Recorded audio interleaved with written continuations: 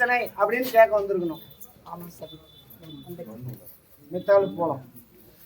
தொட்டு கும்பிடுதாயே. படி தொட்டு